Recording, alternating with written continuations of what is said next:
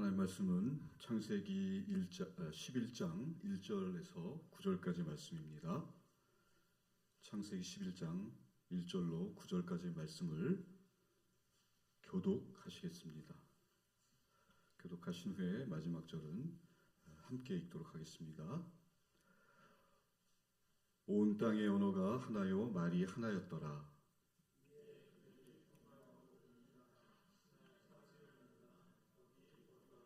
서로 말하되 자 벽돌을 만들어 견고히 굽자 하고 이에 벽돌로 돌을 대신하며 역청으로 진흙을 대신하고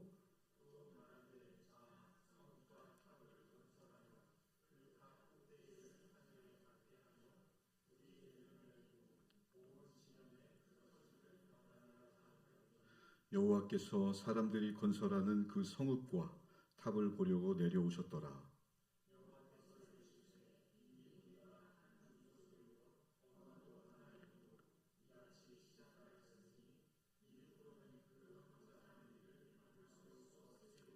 자, 우리가 내려가서 거기서 그들의 언어를 혼잡하게 하여 그들이 서로 알아듣지 못하게 하자 하시고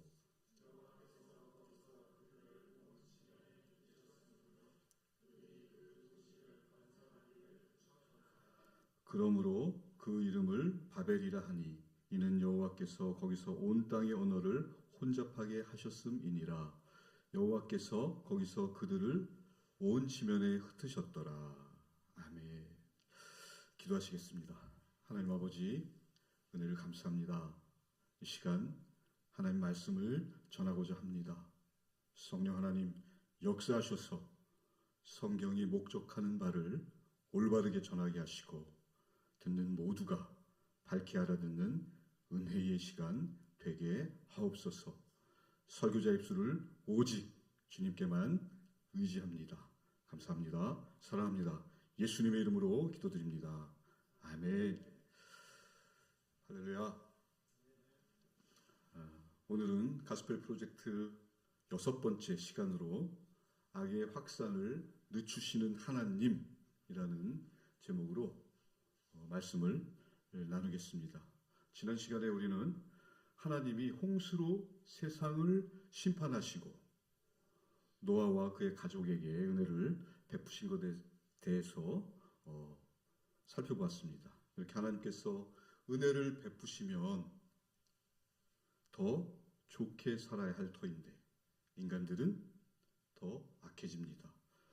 노아 이후의 세대에는 죄가 더해졌다라고 말씀합니다. 하늘에 닿을 만큼 높은 탑을 쌓으려고 합니다. 바벨탑입니다. 자기 이름을 높이려는 인간의 계획을 하나님이 보십니다. 그리고 그러한 인간의 욕망을 하나님께서 심판하십니다. 그 욕망의 근원이 자신이라는 우상이기 때문이었습니다. 하나님께서 이 죄를 아시고 죄의 확산을 늦추시는 그런 방법을 선택하십니다. 오늘 말씀의 주제는 하나님의 영광을 훼손하려는 인간의 시도를 하나님께서 심판하시고 막으신다입니다. 그래서 오늘 전체적인 말씀을 자신들이 하는 일이 무엇인지도 모르고 스스로 자멸하려는 인간, 그리고 그것을 늦추시는 하나님을 이렇게 대비하면서 들어보시면 좋을 것 같습니다. 무슨 말씀이냐면 인간들은 끊임없이 탑을 쌓아서 하나님께 도전하고 하나님께 닿으려고 합니다. 하나님의 권위를 뚫으려고 하죠. 그러나 표면적으로 하나님께서 그것을 막으셔요. 근데 그 내용의 핵심이 뭐냐면 인간들의 도전에 대해서 하나님이 두려워하시거나 그런 게 아니라 정말 이 깊은 의미는 인간을 사랑하시고 보호하시는 하나님의 자비가 들어있습니다. 그래서 하나님의 영광을 훼손하려는 이 인간들의 시도를 하나님께서 어떻게 막아가시는지 말씀을 따라가면서 그 답을 한번 구해보도록 하겠습니다. 여러분, 하나님의 영광이 무엇일까요? 하나님의 영광. 권위, 위엄, 전지전능하신 파워, 맞습니다. 이런 모든 것들이 하나님의 영광에 속합니다. 그런데 저는 다음 말씀으로 하나님의 영광을 보고자 합니다. 에베소서 1장 3절에서 6절입니다. 그 말씀을 제가 읽도록 하겠습니다. 제가 읽을 때에 여러분께서는 이제 눈으로 따라 읽으시면서 우리라는 단어가 몇 번이나 나오는지 한번 보셨으면 좋겠습니다. 제가 읽겠습니다. 찬송하리로다. 하나님 곧 우리 주 예수 그리스도의 아버지께서 그리스도 안에서 하늘에 속한 모든 신령한 복을 우리에게 주시되 곧 창세전에 그리스도 안에서 우리를 택하사 우리로 사랑 안에서 그 앞에 거룩하고 흠이 없게 하시려고 그 기쁘신 뜻대로 우리를 예정하사 예수 그리스도로 말미암아 자기의 아들들이 되게 하셨으니 이는 그가 사랑하시는 자 안에서 우리에게 거저 주시는 바 그의 은혜의 영광을 찬송하게 하려는 것이라. 아멘. 여러분, 우리라는 단어가 몇 번 나옵니까? 네, 6번 맞습니다. 하나님의 영광은 우리입니다. 하나님의 형상대로 지어진 인간이 하나님의 영광입니다. 그러나 인간들은 알지 못했습니다. 자신들이 어떤 지위인지 또 자신들이 무슨 일을 벌이고 있는지 몰랐습니다. 구약의 이스라엘의 실패가 그랬고요. 신약에 들어와서 바리새인들이 그랬습니다. 헛발질만 열심히 하다가 구원하러 오신 창조주 하나님을 죽입니다. 알지 못하면 하나님도 죽입니다. 아버지, 저들을 사하소서. 저들이 하는 일을 알지 못합니다. 예수님께서 기도하시죠. 악의 확산을 늦추실 뿐 아니라 하나님이 목적하신 인간, 하나님의 영광이 되는 인간의 공멸을 막으시려고 그들을 흩으신다는 얘기가 오늘 본문입니다. 오늘의 주제를 다시 한번 보면요. 하나님의 영광을 훼손하려는 인간의 시도를 하나님이 심판하고 막으신다라고 말씀드렸는데요. 이 하나님께서 인간들의 시도를 어떻게 막으시는지 자, 본문으로 들어가면서 하나씩 살펴보도록 하겠습니다. 첫째, 하나님이 우리의 교만과 불순종을 보십니다. 오늘 본문인 창세기 11장 1절에서 5절인데요. 제가 읽겠습니다. 본문 말씀을 앞에서 다 읽으셨기 때문에 눈으로 따라 읽으시면 되겠습니다. 온 땅의 언어가 하나요 말이 하나였더라. 이에 그들이 동방으로 옮기다가 신하의 평지를 만나 거기 거류하며 서로 말하되 자 벽돌을 만들어 견고히 굽자 하고 이에 벽돌로 돌을 대신하며 역청으로 진흙을 대신하고 또 말하되 자 성읍과 탑을 건설하여 그 탑 꼭대기를 하늘에 닿게 하여 우리 이름을 내고 온 지면에 흩어짐을 면하자 하였더니 여호와께서 사람들이 건설하는 그 성읍과 탑을 보려고 내려오셨더라. 아멘. 여러분이 본문을 보시면서 혹시 문제가 되는 부분을 발견하셨습니까? 뭐가 문제라는 거지? 도시를 건설하고 탑을 짓는 게 뭐가 문제야? 뭐가 잘못된 거지? 라고 생각하시는 분들이 계실 것입니다. 그런데요, 여기는 의미가 있습니다. 제가 예전에 한번 이 본문을 가지고 말씀을 드린 기억이 납니다. 오늘 2절에 보면 동방으로 옮기다라는 표현이 나옵니다. 여기서 동방으로 옮기다라는 뜻은 단순히 동쪽으로 이동했다라는 지리적 이동의 의미보다 하나님으로부터 멀어졌다라고 말씀드렸는데 혹시 기억나시나요? 가인이 살인을 저지르고 그렇죠? 에덴 동쪽에 거주하게 되잖아요. 마찬가지로 가인도 하나님과 멀어진 것을 의미하는 거예요. 그래서 존 스타인백의 에덴의 동쪽이라는 소설까지 제가 말씀드린 것 같은데요. 아무튼 이 동방으로 옮기다 라는 표현은 한마디로 하나님으로부터 멀어졌다는 것을 의미하는 것입니다. 계속해서 4절 하반절에 보시면요. 우리 이름을 내고 흩어짐을 면하자라고 되어 있는데요. 자, 우리 이름을 내고 인간들의 오만함이 묻어나죠. 그리고 흩어짐을 면하자라는 이 말이 하나님 말씀과 정면으로 대치되는, 하나님 말씀에 정면으로 대항하는 말씀이에요. 왜냐하면 창세기 9장 1절에서 하나님께서 홍수로 멸하시고 노아와 그의 아들들에게 뭐라고 말씀하셨어요? 생육하고 번성해서 땅에 충만하라. 제2 창조, 그리고 하나님의 그 피조 세계에 대한 원대한 계획을 이렇게 명하셨는데 오늘 흩어짐을 면하자라고 그러잖아요. 생육하고 번성해서 땅에 충만하고 그러려면 땅 구석구석에 퍼져서 그렇죠? 충만하여야 하는데 한 곳에 똘똘 뭉칩니다. 그것도 자기들 힘을 키우려고 그 힘 가지고 하나님을 대적하려고. 이제 말씀이 조금 이렇게 자세히 보이시나요? 이 바벨탑 사건은 오늘 우리에게도 시사하는 바가 큽니다. 그들은 하나님이 계시지 않는 것처럼 살았습니다. 우리도 그럴 때가 있습니다. 하나님 나라를 위해 살기보다 내 세계에 갇혀서 하나님 말씀을 외면할 때가 있습니다. 바벨탑 사건은 그런 우리의 모습을 반영하고 있는 것입니다. 자, 둘째로 하나님 우리 자신의 왕국을 세우려는 시도들을 심판하신다는 것입니다. 오늘 본문 6절에서 7절 말씀을 또 제가 읽겠습니다. 여호와께서 이르시되 이 무리가 한 족속이요 언어도 하나이므로 이같이 시작하였으니 이후로는 그 하고자 하는 일을 막을 수 없으리로다. 자, 우리가 내려가서 거기서 그들의 언어를 혼잡하게 하여 그들이 서로 알아듣지 못하게 하자 하시고. 아멘. 여러분, 하나님의 심판 이면에는 하나님의 자비가 있습니다.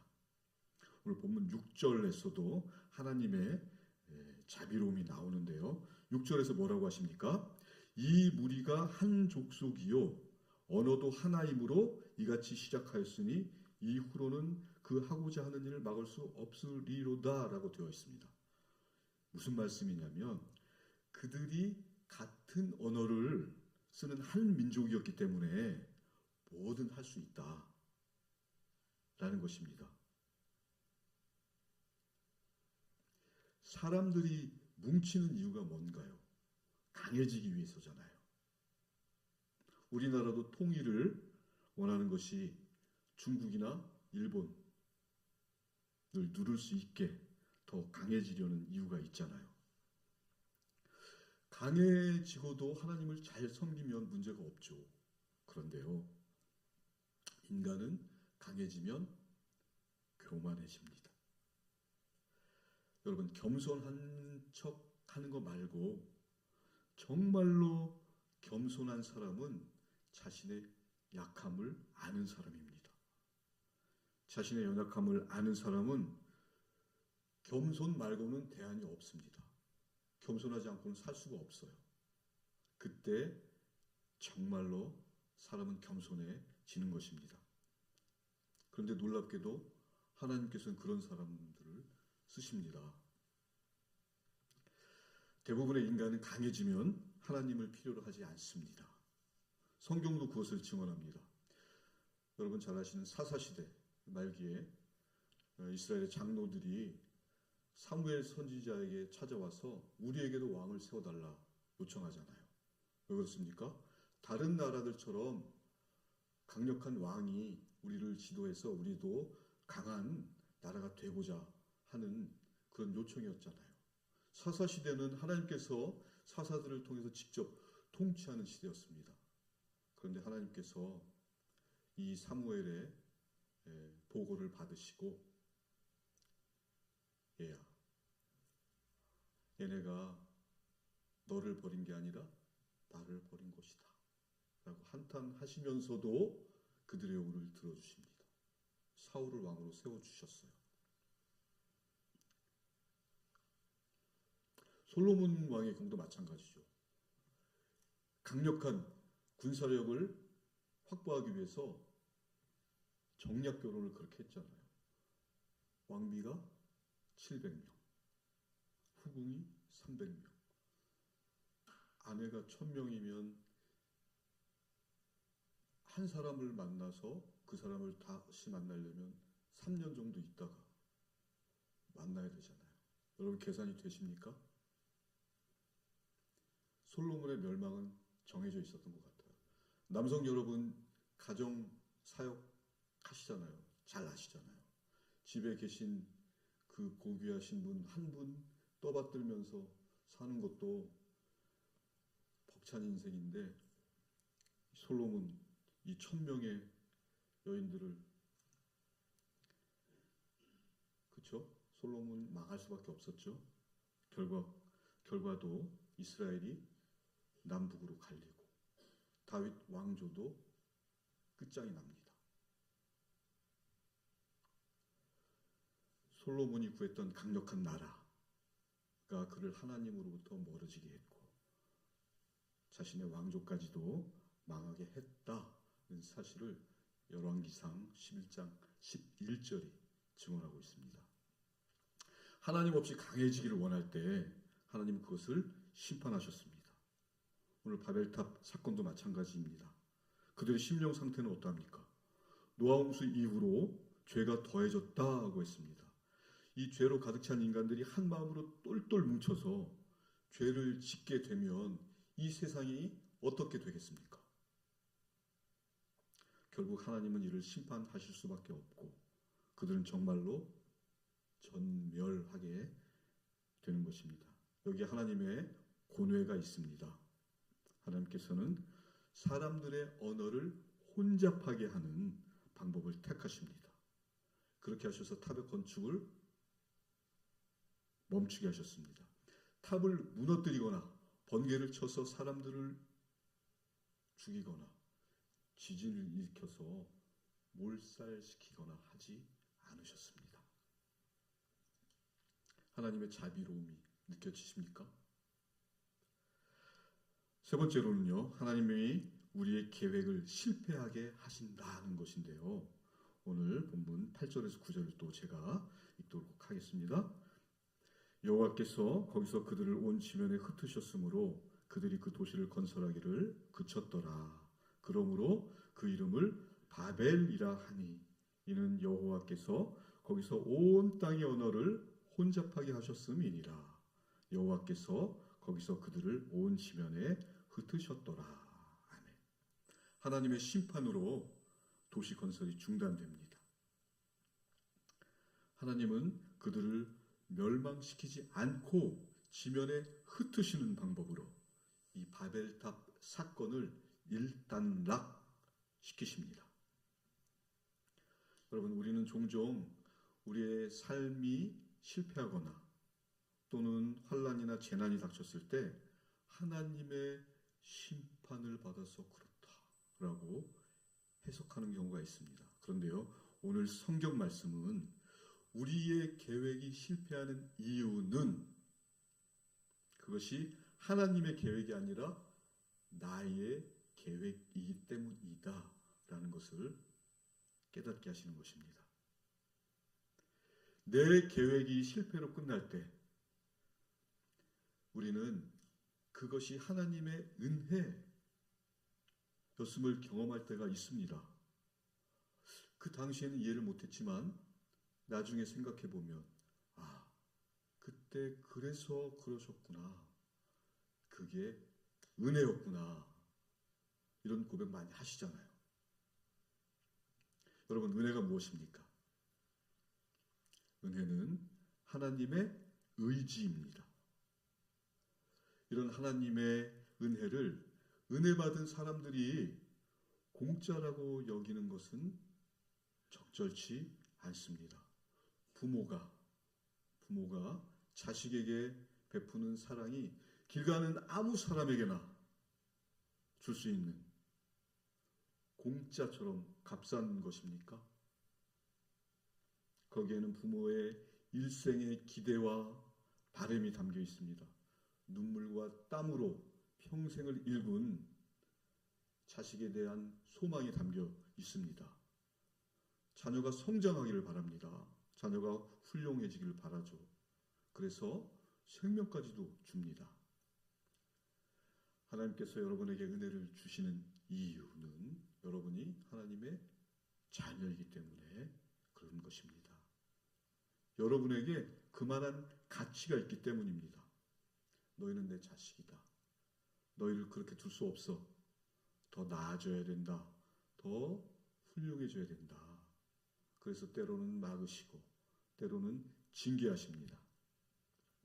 그렇기 때문에 예수 안에서 겪는 고난, 그것은 하나님의 더 크신 관심이요 은혜인 것입니다. 그런데 우리는 여기가 싫죠. 고난 힘드니까. 그러나 이 부분을 넘으셔야 합니다. 그것이 저와 여러분의 존재의 가치입니다. 저희의 지위입니다.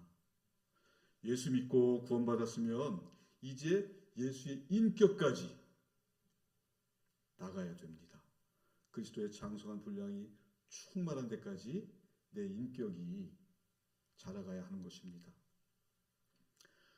여러분, 우리는 질그릇과 같습니다. 그런데 하나님은요, 우리 같은 질그릇에 하나님의 보배를 담으신대요. 내가 하루 중에 만나는 사람들에게 대하는 표정, 또 언어, 그 속에 하나님의 영광을 담으시겠대요. 오늘 새벽기도 때 우리 담임 목사님께서 신자는 언어 생활이 달라야 한다고 말씀해 주셨습니다. 맞습니다.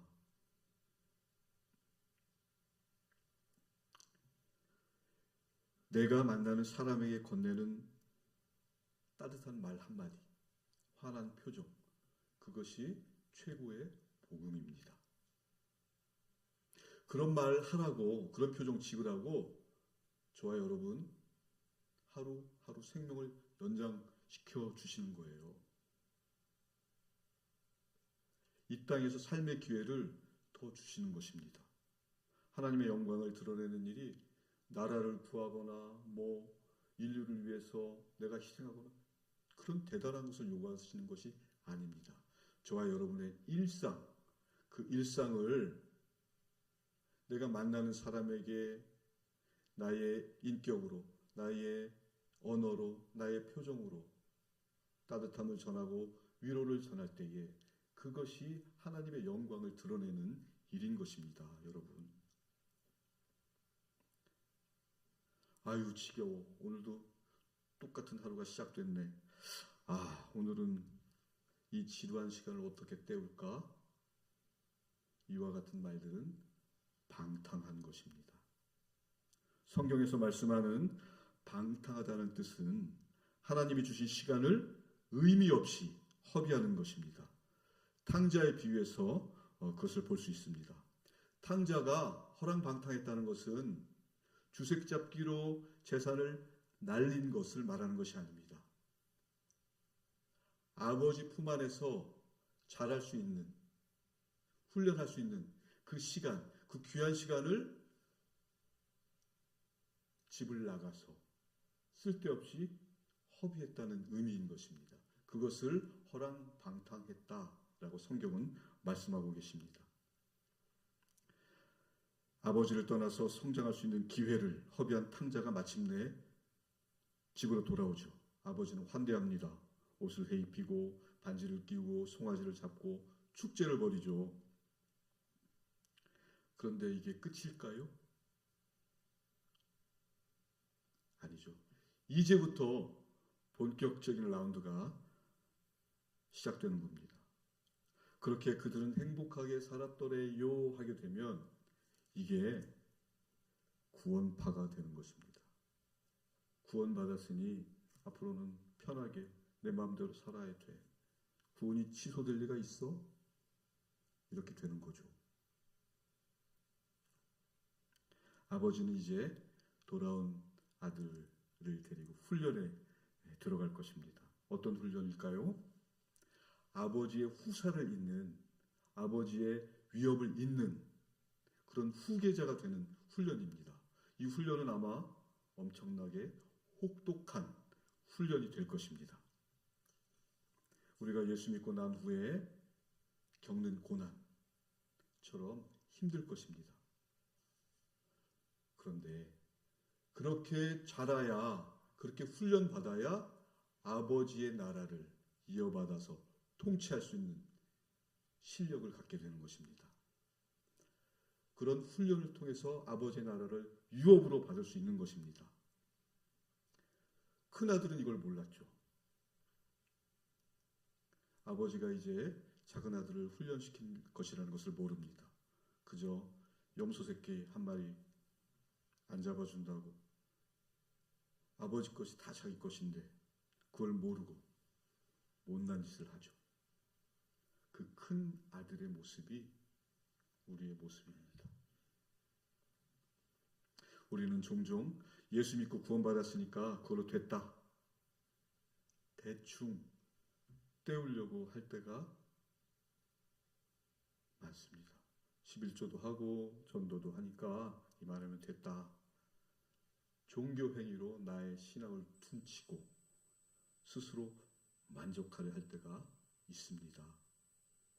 내 하루를 어떻게 채울 것인가 고민하지 않습니다. 그저 내 믿음은 이상 없어 확인하기만을 원합니다. 여러분, 우리가 받은 구원 믿음으로 시작됐습니다. 맞습니다. 믿음으로 다 구원받을 수 있습니다. 그런데 우리가 붙들고 있는 이 믿음이 우리의 최종 목적지가 아닙니다. 출발지입니다. 솔라 피데, 오직 믿음. 이 최고지. 무슨 소리를 하고 있는 거야? 탐탁치 않은 얼굴로 저를 째려보시는 분이 계시지 않는군요. 째려보시는 분이 계시다면 저도 이렇게 반박을 하고 싶었는데, 여러분 왜 그럴까요? 성경에서 찾도록 하겠습니다. 베드로 후서 1장 5절에서 7절 말씀인데요. 이 말씀은 함께 읽으면 좋겠습니다. 베드로 후서 1장 5절에서 7절 말씀.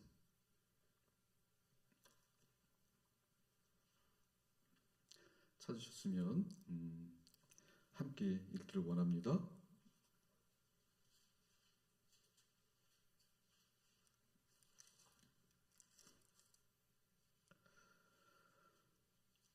그러므로 너희가 더욱 힘써 너희 믿음의 덕의 지식을, 지식의 절제를, 절제의 인내를, 인내의 경건을, 경건의 형제 우애를, 형제 우애의 사랑을 더하라. 아멘. 이 말씀은 오늘 우리 시대 교회에 부여한 시대적 사명의 말씀이라고 생각합니다. 우리 한국 기독교가 이 부분이 약한 것 같습니다. 그동안 구원에만 몰두해서 우리 신자들의 삶을 안내하기 부족했습니다. 그래서 신자들의 삶, 성화하는 삶이 그 삶에 대해서 미처 돌보지 못했던 것 같습니다. 기독교가 힘을 잃고 사람들에게 손가락질 당하고 그런 것이 바로 이 부분입니다. 신자들의 인격, 예수 믿는 것들이 더해. 얼마나 가슴 찢어지는 말입니까? 정말 죄를 뒤집어 쓰고 옷과 마음을 찢고 통탄할 일입니다. 여러분, 믿음은 출발입니다. 그 믿음 위에 오늘 말씀처럼 덕을 쌓고 덕의 지식을, 지식의 절제를, 절제의 인내를, 인내의 경건을, 그 위에 형제우애, 그리고 사랑을 더해야 합니다. 신자들의 최종 목적지는 사랑입니다. 예수님도 그렇게 말씀하셨잖아요. 내가 너희를 사랑한 것 같이 너희도 서로 사랑해라. 그런데 그러려면 반드시 이 과정들을 지나야 합니다. 외면할 수 없습니다. 사랑까지 거저 도착할 수 없습니다. 분명히 말씀합니다. 그것들 위에 더하라. 고린도전서 13장 4절에서 사랑은 오래 참고로 시작됩니다. 이 오래 참음을 의역하면 고통입니다. 사랑은 고통이다. Love is long suffering 이라고 하는데요. 사랑은 고통을 감내하는 것이다. 덕과 절제와 지식과 인내와 경건, 형제우애, 어느 한 과정 고통스럽지 않은 것이 없습니다. 전부 만만치 않습니다. 그러나 그렇다고 대충 때우고 넘어갈 수 없습니다. 이 신자의 삶을 저와 여러분이 살아야 합니다. 이것이 우리 운명이고 성도로서 감당해야 할 책임인 것입니다. 오늘로써 창세기 11장, 즉 11장까지를 원역사라고 하잖아요. 이 원역사가 완결됐습니다. 지금까지 보신 바와 같이 이 원역사 내용은 하나님을 거부하는 인간, 그리고 그 거부하는 인간을 심판하는, 그러나 심판하시면서도 끝까지 붙잡고 은혜를 베푸시는 하나님입니다. 성경 내내 이런 하나님의 사랑이 반복되죠. 승질 급한 인간이라면 속이 뒤집힐 일입니다. 용서도 한두 번이지 여러분이라면 이런 하나님 하실 수 있겠습니까? 그러나 하나님은 나 더 이상 이런 하나님 못해 먹겠다. 다 쓸어버리고 말 잘 듣는 애들로 새로 시작하자고 하지 않으시고 우리의 실패 위해서 계속 일하십니다. 개인의 역사와 또 인류의 역사를 그 실패와 쓰라린 좌절을 통해서 계속 진행시키십니다. 어디까지요? 예수 그리스도의 오심까지. 아들을 보내셔서 우리 인간의 결정 여부와 상관없이 기필코 우리를 구원해 내셨습니다. 창조주로서, 부모로서 하나님은 책임을 다 하셨습니다. 여기가 기독교입니다. 십자가 이후에 주님의 재림, 또 창조의 완성도 우리 하나님께서 하실 것입니다. 중요한 것은 그 일을 같이 하자고 여러분과 제가 불려나왔다는 사실입니다. 이제 나 같은 것 주께서 부르셨으니 한번 사는 인생 그 부르심에 기쁨으로 참여해서 하루하루 날마다 남은 생명 주를 위해 드리는 저와 여러분이 되셨으면 좋겠습니다. 아멘. 기도하겠습니다. 하나님 아버지의 은혜를 감사합니다. 오늘도 말씀으로 우리 심령에 들어오셔서 함께하신 주님을 찬양합니다. 하나님의 막으심과 심판은 우리를 향한 하나님의 사랑이었습니다. 말씀을 통해 우리의 교만과 불순종을 보게 하시고 우리의 인생이 일평생 하나님 말씀에 붙잡혀 순순히 항복하는 복된 인생 되게 하옵소서. 감사합니다. 사랑합니다. 예수님의 이름으로 기도드립니다. 아멘.